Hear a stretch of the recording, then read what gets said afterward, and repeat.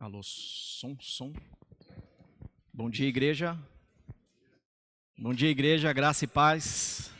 Amém.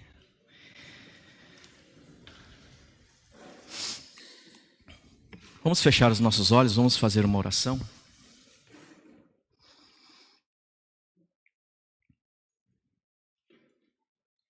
Senhor, o Senhor está presente no meio de nós nesta manhã. O Senhor está presente em nossas vidas. Quero agora entregar, Senhor, nas Tuas mãos, tudo aquilo que será falado, tudo aquilo que será exposto. Que realmente seja a Tua voz e a Tua palavra nesta manhã, Senhor, para a Tua igreja. Obrigado, Deus. Obrigado porque o Senhor cuida de nós. E é pela Tua graça que nós estamos aqui nesta manhã.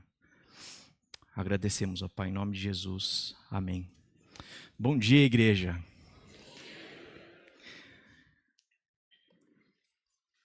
Nós cantamos a última música, Rompendo em Fé. Com ousadia, mover no sobrenatural. Vou lutar e vencer, plantar e colher. Mas a mensagem dessa manhã, como vocês podem estar vendo aí, ela parece meio sombria. A vida debaixo do sol, Eclesiastes 1 a 11. É uma mensagem que talvez responda, mas e quando a vida não for assim? E quando a minha fé talvez estiver abalando? E quando eu tiver dificuldades? E quando parecer que o sol não nasce mais no meu céu? Esse é um questionamento que muitas vezes nós fazemos. Esse é um questionamento que esse livro traz dentro da Bíblia.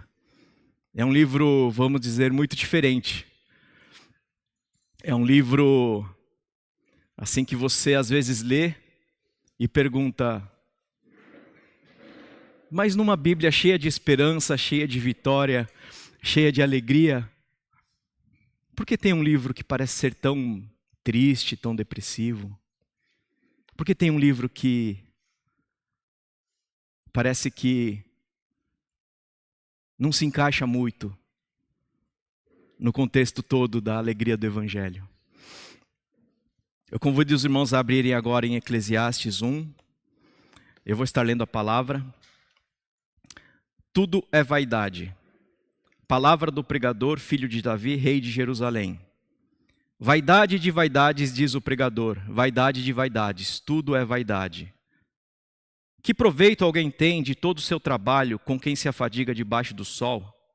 Geração vai, geração vem, mas a terra permanece para sempre. O sol se levanta e o sol se põe e volta ao seu lugar, onde nasce de novo. O vento vai para o sul, faz o seu giro para o norte, dá voltas e mais voltas e retorna aos seus circuitos.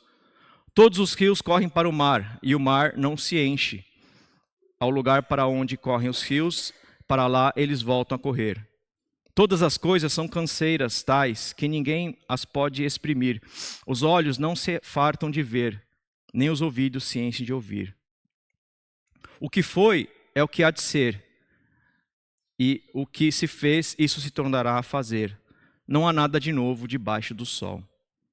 Será que existe alguma coisa que se possa dizer, veja, isso é novo? Não, já existiu em tempos passados, muito antes de nós. Já não há lembrança das coisas que se foram e das coisas que ainda virão também não haverá memória entre os que hão de vir depois delas. Amém.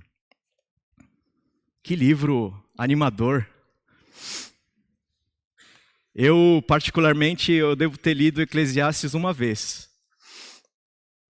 Tornei a ler de novo devido à mensagem. E, como eu falei, você já se perguntou qual que é o sentido da vida, qual que é o propósito da sua vida? Por que você corre tanto? Por que você trabalha tanto, se esforça tanto? E parece que nunca chega lá. A gente trabalha, acorda cedo, batalha. E Eclesiastes, ele é um livro que parece que foi escrito numa segunda-feira de manhã chuvosa. Né? Aquela segunda-feira que você acorda, teve um domingo maravilhoso com os irmãos, aí chega na segunda-feira de manhã cedo, tá frio, tá chovendo. Aí a pessoa vai lá e escreve Eclesiastes. É um livro que você pode achar realmente meio depressivo, mas ele tem um propósito de estar na Bíblia. E é isso que nós vamos ver nesta manhã. O livro de Eclesiastes, ele se encaixa como um livro de sabedoria, junto com Provérbios, junto com Jó. Só que Provérbios todo mundo gosta de ler, né? Provérbios é um livro animador. Provérbios é um livro que fala, olha, se você andar nesse caminho vai acontecer isso de bom. Se você fizer isso, você vai receber aquilo. Aí quando você parte para Eclesiastes, você começa a pensar, nossa, nem parece que vem depois de Provérbios. Mas é justamente isso. Porque Provérbios ele é um livro de sabedoria que mostra a vida como ela deveria ser. A vida ideal. Então, enquanto Provérbios ele explica como o mundo funcionaria normalmente, Eclesiastes ele mostra para a gente, nesse mundo quebrado, que nem tudo são flores. Nem tudo está como deveria estar. Porque nós vivemos num mundo que caiu. E às vezes parece realmente caminhar tudo bem, mas de repente muda tudo. Aparecem dificuldades, aparecem doenças, aparecem as coisas que você não imagina. E a sua vida que estava muito boa começa a ruir, ou começa a gerar mais preocupações. E muitas vezes isso começa a incomodar a sua própria fé. Eu sempre comentei com a Mayumi, quando eu vou preparar uma mensagem, às vezes eu tenho dificuldade de encontrar uma ilustração, né, para a mensagem. Essa é a minha dificuldade. Aí durante a preparação dessa mensagem, eu orei, Senhor, traz uma ilustraçãozinha, né, para encaixar um pouquinho nessa mensagem, né. E eu fiquei a semana inteira orando, na semana passada, e quando eu estava voltando do trabalho, numa desatenção minha, eu bati o carro. Não foi nada grave, né? Foi uma desatenção e eu bati o carro no carro que estava na minha frente. Mas no momento exato, eu pensei, Senhor, você respondeu. Não precisava ser dessa forma, mas você respondeu. Por quê? Às vezes a vida é assim, parece que está tudo bem, mas de repente você bate o carro. Parece que está caminhando tudo ok, mas numa desatenção, né, você bate o carro. E foi assim, foi uma resposta de Deus de uma maneira que eu não esperava. Mas é isso. Eclesiastes ele mostra algo que a gente tem que entender que existe debaixo do sol. Eclesiastes ele nos ensina a vida real, como é o mundo. Eu li uma frase que falava assim, que Provérbios é como a previsão do tempo. E Eclesiastes é o clima real, instável, imprevisível e muitas vezes tempestivo.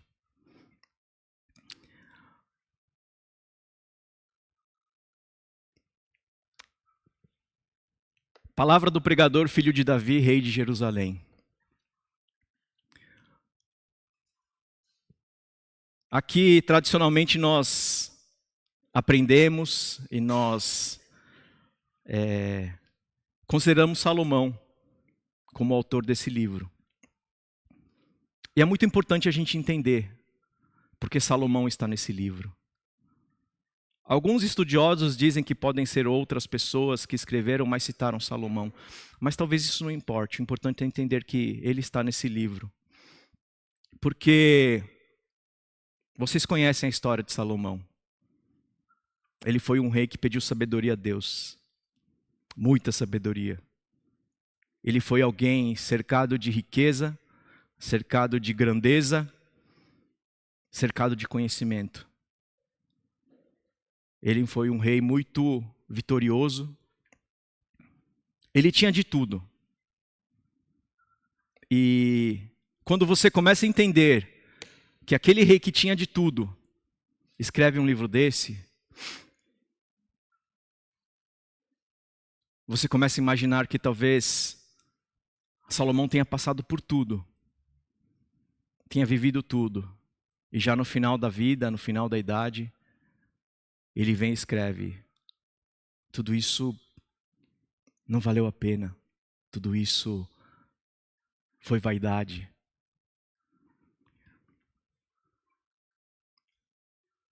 Eu comecei depois que você fica velho, você começa a pensar mais na vida, né? Então, começa a pensar tudo que você viveu, né? E talvez Salomão, ele tenha escrito esse livro nessa idade, mas no final da idade, no final da vida. Tudo que ele fez, tudo que ele conquistou. E ele fala que tudo isso é vaidade. Vaidade de vaidades, diz o pregador, vaidade de vaidade. Essa tradução, ela usa a palavra vaidade, mas aí eu queria explicar um pouquinho sobre isso. Não é aquela vaidade que geralmente nós usamos, né, no cotidiano, que é o quê? A mulher ficar na frente do espelho, né, se maquiando, fazendo cabelo, ou o homem também escolhendo uma roupa legal para sair. Não é esse tipo de vaidade. O que a Bíblia traduz como vaidade, na verdade tem outro significado. Ele vem da palavra rebel. É uma palavra meio difícil de traduzir. Mas é importante vocês entenderem que Salomão está falando que tudo que ele viveu é rebel. É vaidade. Rebel como eu falei, é uma palavra às vezes difícil de você entender, né? E na Bíblia existem muitas palavras que você não consegue traduzir literalmente. Então você tem que fazer um pequeno estudo da palavra, do contexto, um pequeno estudo da expressão. E aí você pode pensar, mas isso é porque está na Bíblia, né? Só na Bíblia existe esse tipo de dificuldade. Aí eu vou te falar, não.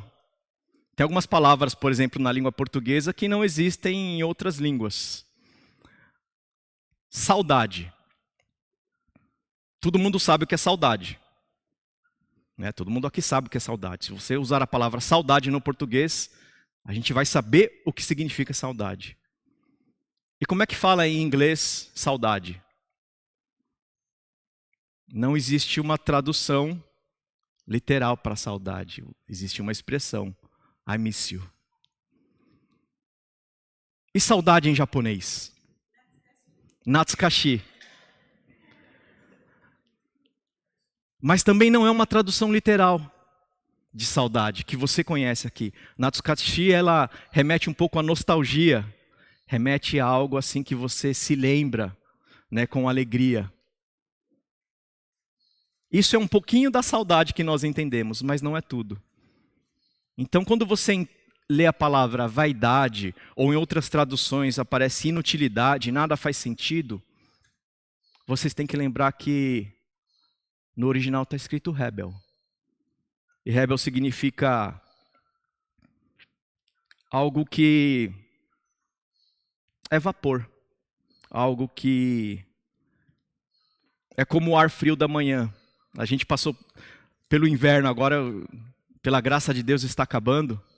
Mas quantas vezes vocês saíram de manhã cedo, né, e vocês fazem aquela baforada assim, né? Aí vê uma fumacinha saindo e logo ela se dissipa. Isso é rebel. É algo que você vê, parece que você consegue até tocar. Parece algo tão real, aquela fumacinha ou aquela nuvem, aí quando você vai tocar, ela some. Isso é rebel. Isso é vaidade. E O que Salomão fala é isso. Eu passei por tudo, mas tudo que eu fiz, tudo que eu ganhei, é vaidade, é rebel. O que ele fala é que tudo que ele colocou no centro da vida dele foi rebel, foi vaidade. Ele teve riqueza e ele falou que foi vaidade. Ele teve até sabedoria e falou que foi vaidade. Muitas vezes nós achamos que estamos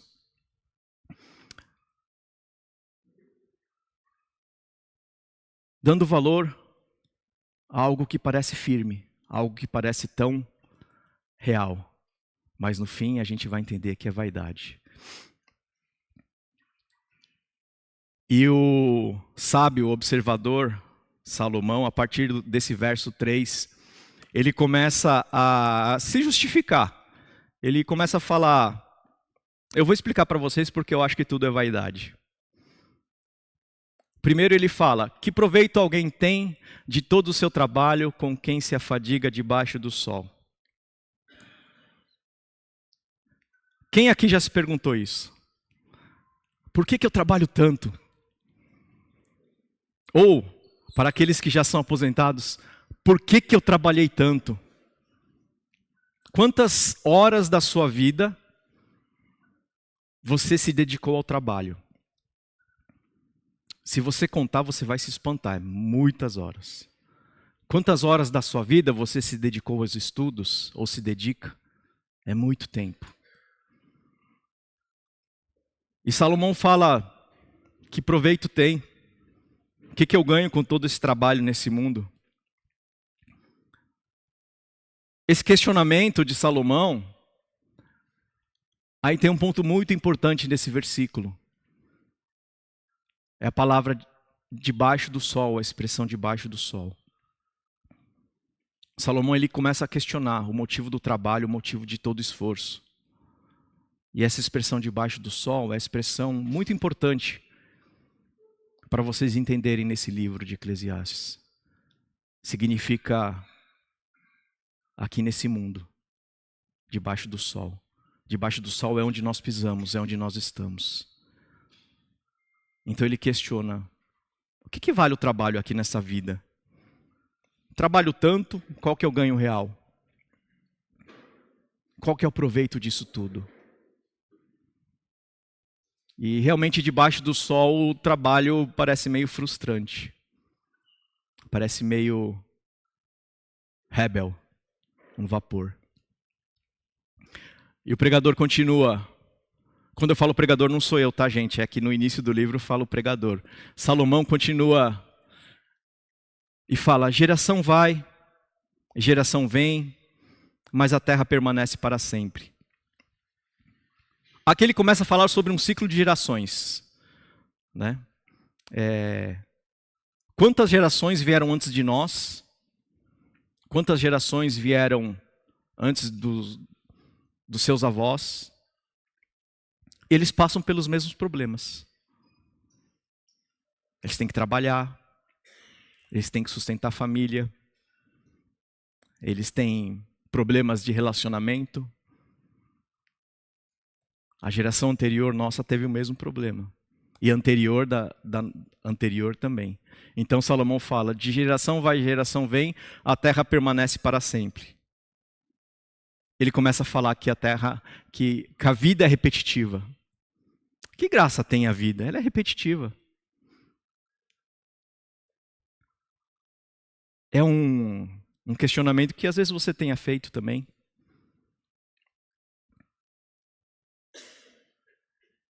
E depois ele sai da vida pessoal e vai para a natureza. Ele começa a falar que a natureza é um ciclo. O sol se levanta, o sol se põe, volta ao seu lugar, onde nasce de novo. O vento vai para o sul, gira para o norte, dá voltas e mais voltas e retorna ao seu circuito. Todos os rios correm para o mar e o mar não se enche, é o lugar para onde correm os rios, para lá eles voltam a correr. Nem a natureza para ele não tem graça. nem a natureza para ele o anima. A natureza para ele é um ciclo. E ele fala, isso para mim é vaidade, isso é rebel. É como se nós estivéssemos correndo numa esteira de academia. Você corre, durante 15 minutos, 20 minutos, 1 hora, e não sai do lugar. Você aumenta a velocidade para ver se sai do lugar, mas você não sai do lugar, graças a Deus. Ele começa a questionar, tudo é um ciclo. Ele fala, a natureza é um ciclo, é uma esteira. E depois ele parte para a vida e fala, a vida também não tem novidade. Todas as coisas são canseiras que ninguém pode exprimir, os olhos não se fartam de ver. O que foi há de ser. Será que existe algo de novo que você possa dizer, veja, isso é novo? Não, já existiu em tempos passados. Eu fico imaginando, na verdade, na época de Salomão, ele escrever isso, né? O que ele viu de novo que já tinha no passado? Porque se ele tivesse hoje conosco, a gente poderia falar assim, não, Salomão não é bem assim, né? Existe coisas novas aqui debaixo do sol. Não é, você não pode ter essa sensação que tudo se repete. Tem coisas novas. Aí ele ia perguntar o quê? Vamos lá. Micro-ondas é novo. Não tinha na época dele. Ele pode responder, mas é só uma forma nova e mais eficiente de esquentar o alimento. A gente usava o fogo. Você fala, tá bom. Não tinha e-mail, não tinha WhatsApp. Aí ele usava pombo, se comunicava com as pessoas. Não é nada novo para ele. Aí você fala, não tinha metralhadora. Não, mas a forma como o ser humano mata hoje já existia no meu tempo. Vocês só deixaram ela mais eficiente, mais perigosa. Então a gente não consegue realmente ver nada novo debaixo do sol. Você pode falar, não, mas existem coisas novas debaixo do sol. O celular. Hoje estamos no iPhone, que número? 15? 16 para 17? Então, daqui a 20 anos vai estar no iPhone 30 e alguma coisa. O que você tem hoje já está obsoleto. Não é nada novo. Não é nada novo. E o que o iPhone faz hoje, o jornal fazia ontem. O que o iPhone faz hoje, o telefone de discar fazia ontem. Na verdade, hoje você nem disca mais com o telefone, né? Você manda WhatsApp, áudio, essas coisas. Parece uma tecnologia nova, parece tudo novo, parece. Mas você talvez chegue à conclusão que não existe nada de novo debaixo do sol.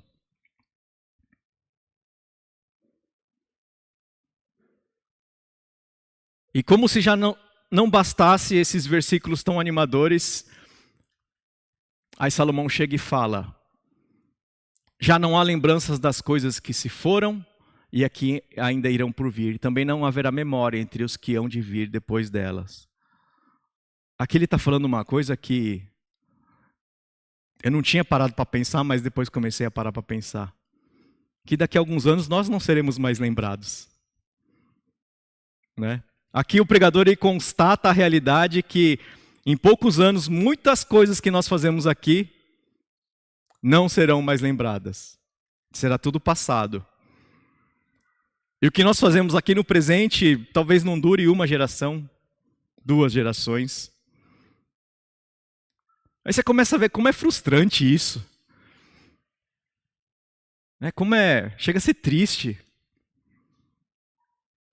Você lembra o nome do seu bisavô? Não lembra. Você lembra o nome do seu tataravô? Para os descendentes, né, orientais, você lembra quando o seu avô veio para o Japão, você conhece a história, veio do Japão, conhece a história, o que ele fez, quais foram as dificuldades, pelo que ele passou. Ou pessoas que têm outras descendências, italianos, espanhóis, portugueses. Você conhece a origem? Você não conhece, mas você está aqui hoje. E Salomão fala isso. Até a memória a gente vai esquecer.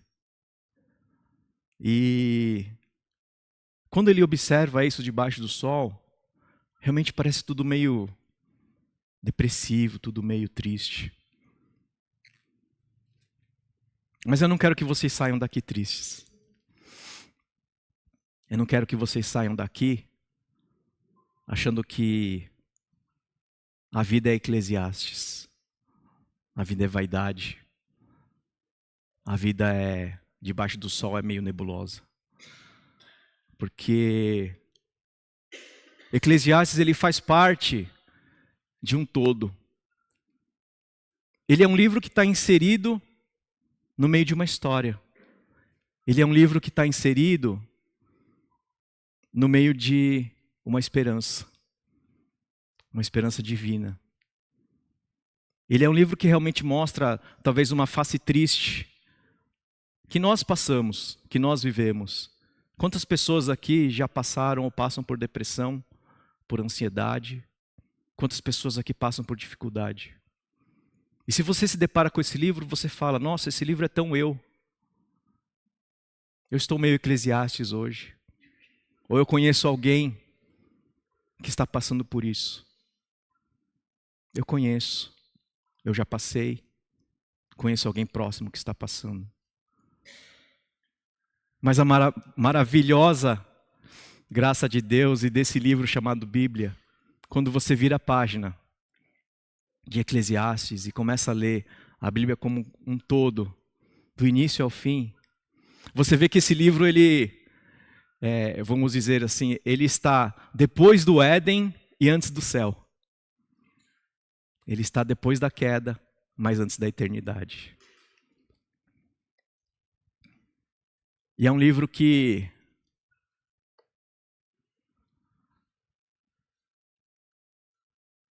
você busca uma resposta para todo esse questionamento de Salomão. E a resposta está no Evangelho. O Evangelho é a resposta ao anseio do pregador. Debaixo do sol tudo é vaidade, mas acima do sol, no Filho de Deus, a vida eterna. Então, a vinda de Cristo interrompeu aquele ciclo que Salomão tanto via. Em Cristo nós conseguimos todas as respostas que aquele sábio pregador estava questionando, estava trazendo. Então nós somos chamados para viver acima do sol.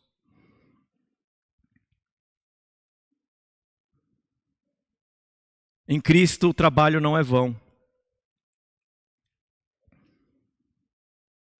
Quando Salomão pergunta, que proveito tem de eu trabalhar tanto?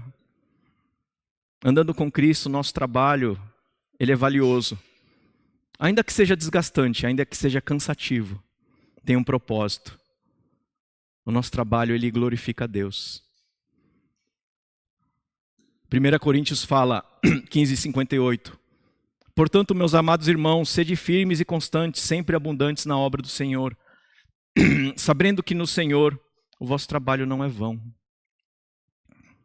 Então, em Cristo, o que parecia sem proveito, agora tem um propósito missional. O trabalho se torna adoração e missão. Salomão não tinha passado pelo Evangelho ainda. Mas nós passamos e nós vivemos. O Evangelho também, ele rompe aquele ciclo que Salomão cita. Em Cristo a nossa vida não é mais cíclica, enjoativa. Ela agora é uma linha, é um caminho que a gente traça para a eternidade. Então nós não vivemos mais de repetição, mas uma jornada para um fim glorioso que é a vida eterna. E a pergunta é, Quem vai conosco? Com Cristo, a vida é uma caminhada de fé, é uma caminhada de esperança. E cada passo que a gente dá, a gente está mais perto da eternidade. Com Cristo, a gente não anda mais na esteira. A gente caminha no caminho, que é longo, é difícil, mas tem alguém que está ao nosso lado, que é Jesus. Então, o Evangelho, ele transforma a vida repetitiva em uma vida com propósito. Nós começamos a entender o propósito de Deus nas nossas vidas. Ontem alguns irmãos aqui participaram do CDV, o curso de despertamento vocacional. Talvez eles comecem a entender o propósito deles também, como cada um de vocês. O pregador também fala que não existe nada de novo, mas em Cristo nós aprendemos que nós somos uma nova criatura. Né? O Salomão vê repetição, cansaço, frustração. Ele fala, não tem nada de novo. Mas quando nós olhamos acima do sol, quando nós olhamos no Evangelho de Cristo, nós encontramos novo nascimento. Descobrimos que nós somos nova criatura.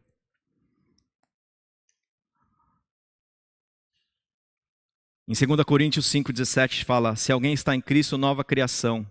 As coisas antigas já se passaram, eis que tudo se fez novo. E além disso, nós vislumbramos um novo céu e uma nova terra. Então essa promessa de novos céus e nova terra é algo novo, que só vem se você tem a Cristo. Só vem se você entende o Evangelho.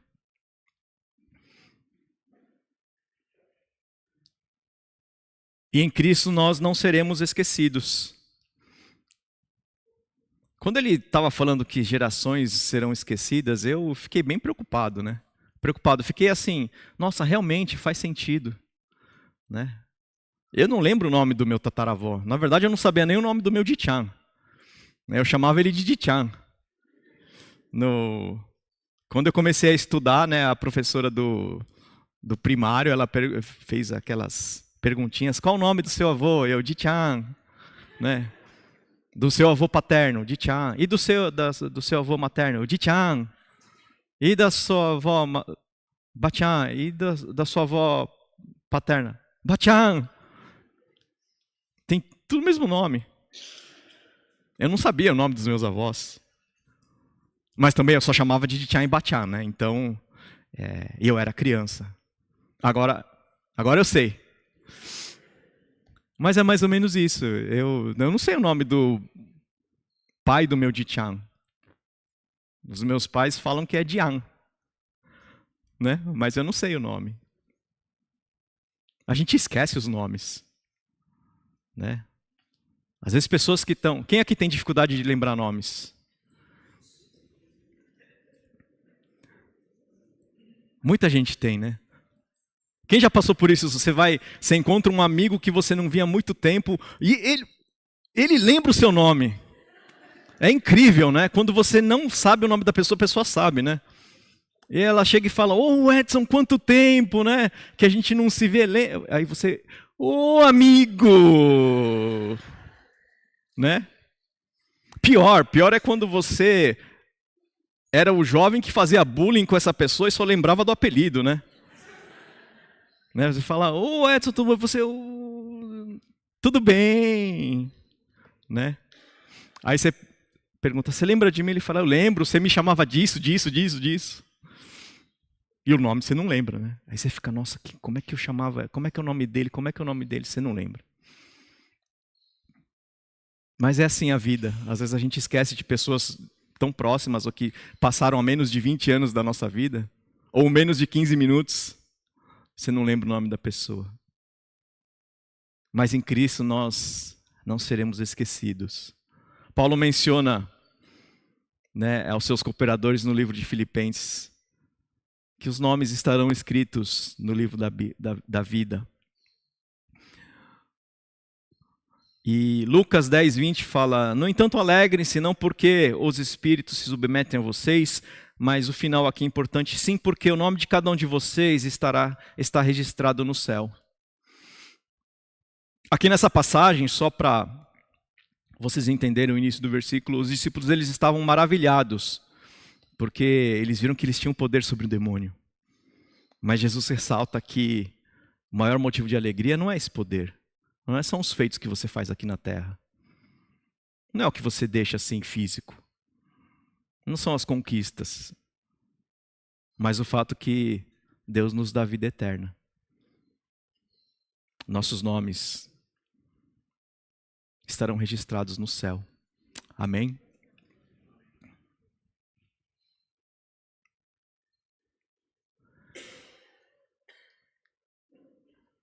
Então aqui a gente começa a entender que o mundo debaixo do sol, longe de Deus, ele é frustrante, cruel, injusto, breve e total vaidade. Mas o Evangelho responde ao vazio que está em Eclesiastes. O Evangelho, ele responde ao vazio que está em você.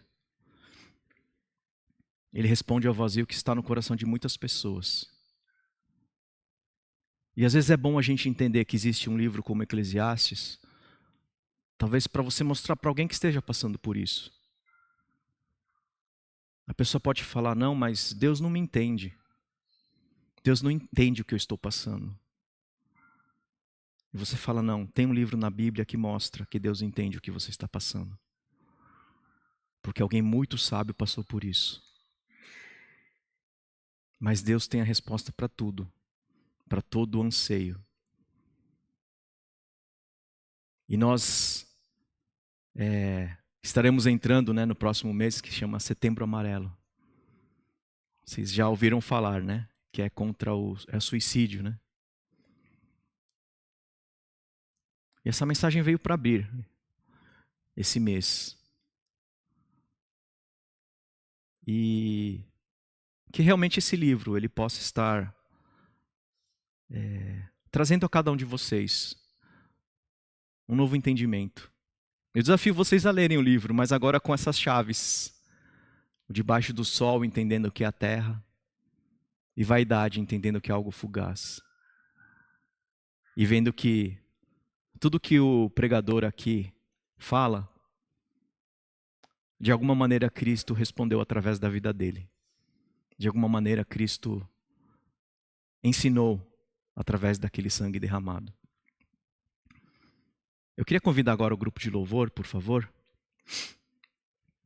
E Eclesiastes, então, ele oferece a nós uma oportunidade de nós estarmos compreendendo talvez o vazio, talvez o desespero. E é bom a gente entender esse tipo de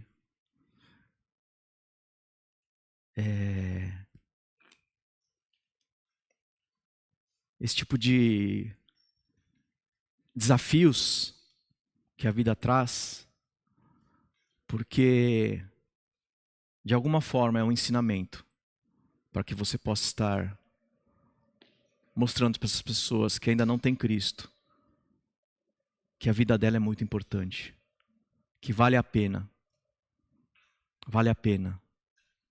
entender o Evangelho. O Evangelho responde ao vazio.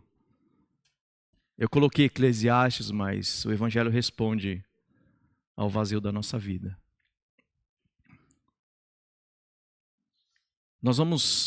O grupo de louvor vai cantar agora um cântico que chama Quem Sou Eu?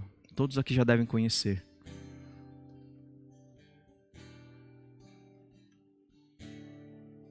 Quem é você? Diante de tudo que você ouviu aqui nessa manhã, quem é você? Quem é você para Deus?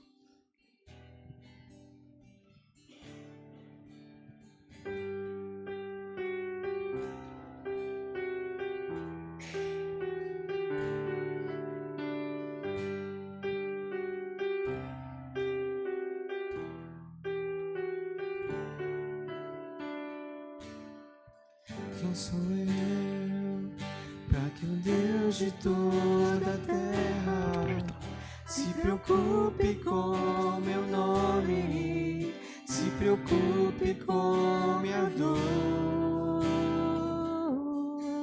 Quem sou eu para que a estrela da manhã ilumine o caminho neste duro coração?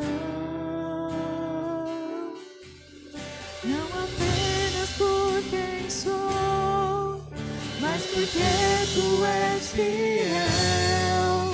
Nem por tudo que eu faça, mas por tudo que tu és. Eu sou como um vento passageiro que aparece e vai embora, como onda no oceano, assim como o vapor. E ainda escutas quando eu chamo, me sustentas quando eu clamo, me dizendo quem eu sou.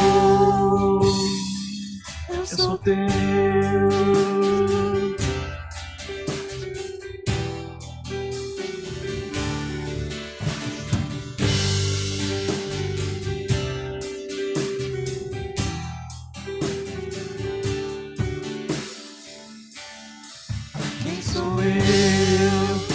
Ser visto com amor, mesmo em meio ao pecado, tu me fazes levantar. Quem sou eu para que a voz que acalma o mar e acaba com a tormenta que se faz dentro de mim? Não apenas por quem sou, mas porque tu és fiel. Nem por tudo que eu faça, mas por tudo que tu és. Eu sou como um vento passageiro que aparece e vai embora, como onda no oceano, assim como o vapor. E ainda escutas quando eu chamo, me sustentas quando eu clamo, me dizendo quem eu sou. Eu sou teu.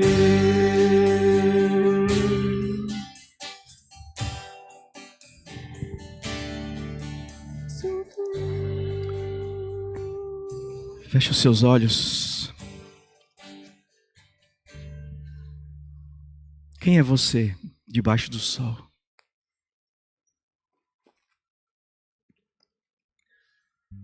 Quem é você debaixo do sol? E quem é você acima dele? Sim, debaixo do sol nós passamos por tantas dificuldades, por tantas lutas. Parece que às vezes nada faz sentido. Parece que debaixo do sol tem uma nuvem negra, escurecendo tudo. Mesmo que você tenha tudo como Salomão teve, dinheiro, poder, riqueza, ele chegou à conclusão que debaixo do sol tudo isso é vapor. Onde você tem depositado a sua esperança? Onde você tem depositado a sua energia e o seu tempo? Debaixo do sol? Ou acima dele? Quem é você debaixo do sol?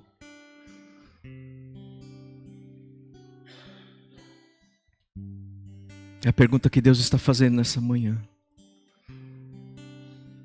E eu falo,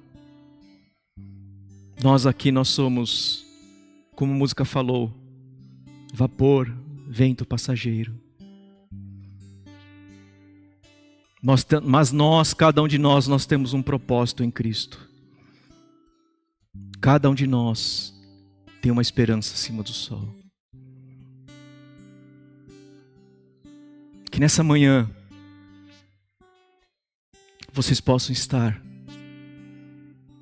entendendo que mesmo diante da luta que você está passando, debaixo do sol, nada do que você faz é rebel, nada do que você faz é fugaz, porque tudo que você faz é para honra e glória de Deus.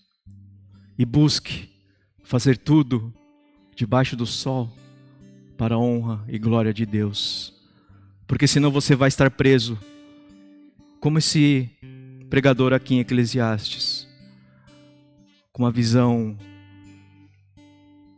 de uma vida sem esperança. Mas há esperança em Cristo, há esperança no Evangelho, há esperança para cada um de nós que somos pecadores. Quem é você? Que o seu coração possa estar respondendo todos os dias: eu sou teu, Jesus, eu sou teu, e eu quero continuar sendo teu. Vamos orar. Senhor, graças damos a Ti, ó Pai, pelo Teu amor e pela Tua graça. Enche-nos, ó Pai, cada vez mais com Teu Espírito Santo. E nos traz, ó Pai, o entendimento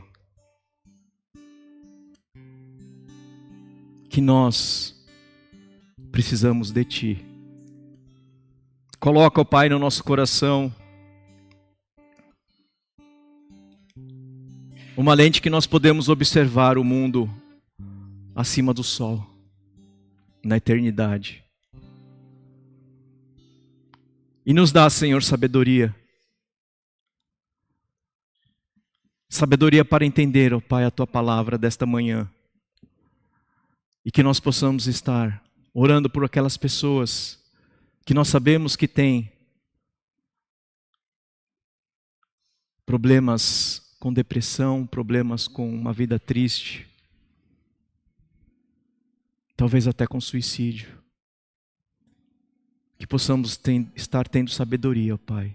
E muito obrigado, Senhor, porque a Tua palavra nos ensina, a Tua palavra nos edifica, e a Tua palavra nos transforma.